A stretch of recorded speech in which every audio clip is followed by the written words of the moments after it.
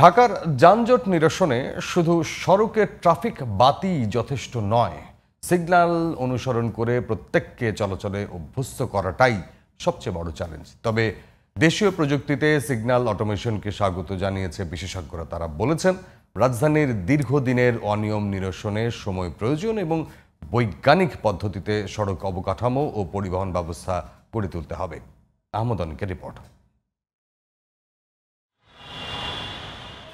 ঢাকার যে ৭টি পয়েন্টে ট্রাফিক সিগন্যাল বাতির পরীক্ষামূলক কার্যক্রম চলছে তার মধ্যে বাংলা মোটর একটি। সিগন্যালের লাল সবুজ বাতির সঙ্গে তাল মিলিয়ে চলছে প্রায় সব যানবাহন, ব্যতিক্রম শুধু ৩ চাকার যান আর মোটরসাইকেল। সিগন্যাল তো মানছেই না, চলছে উল্টো পথেও। ট্রাফিক সিগন্যালের অটোমেশন কার্যক্রমে পরামর্শক হিসেবে কাজ করছেন বুয়েটের শিক্ষক ও যোগাযোগ বিশেষজ্ঞ ডক্টর হাদিউজ্জামান।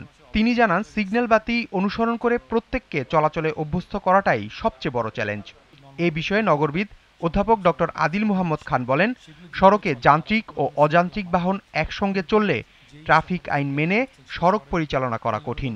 নন মোটরাইজ ভেহিকেল তারা যদি পারাপার হন বা সেই সড়কটা ব্যবহার করেন বা আমাদের মোড়গুলোতে তারা এলোমেলোভাবে পার্কিং করে থাকেন, তাহলে সিগন্যালিংগুলো কাজ করবে না। এবং বিভিন্ন গবেষণা দেখা গিয়েছে যে সিগন্যালিংয়ের পারফরমেন্স 3 ভাগের 1 ভাগ হয়ে যাচ্ছে শুধুমাত্র এই এলোমেলোভাবে মোড়ে বিভিন্ন ধরনের পার্কিং থাকাতে। ট্রাফিক সিগন্যাল এটা কোনো প্যানাশিয়া না, এটা সব রোগের ওষুধ না। এটাকে ফাংশনাল করার জন্য কিছু প্রিরিকুইজিট বা পূর্ব শর্ত আছে।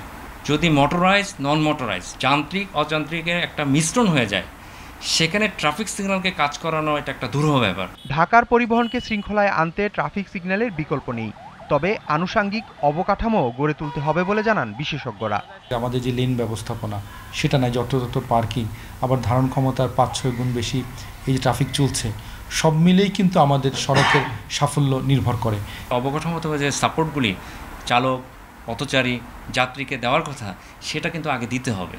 তারা আরও বলেন, রাতারাতি সবকিছু পরিবর্তনের প্রত্যাশা না করে সময় ও ধৈর্য নিয়ে এবং বৈজ্ঞানিক পদ্ধতিতে সড়ক ও পরিবহন ব্যবস্থা গড়তে হবে। তো ধৈর্য ধরতে হবে, সহিষ্ণু হতে হবে। আইন মানার যে একটা আমাদের এখনও আমি মনে করি একটা বড় এখানে ঘাটতি আছে, এই ঘাটতির জায়গায় আমাদের সবাইকে কাজ করতে হবে। সড়কে গাড়ির সংখ্যা নিয়ন্ত্রণ, সেই সড়কে গাড়িগুলোর জন্য নির্দিষ্ট লেনে চলে, এলোমেলো পার্কিং না থাকে এবং আমার নির্দিষ্ট স্টপেজে তারা যদি যাত্রী ওঠানামা করেন, তাহলে সড়কের শৃঙ্খলা ফিরবে।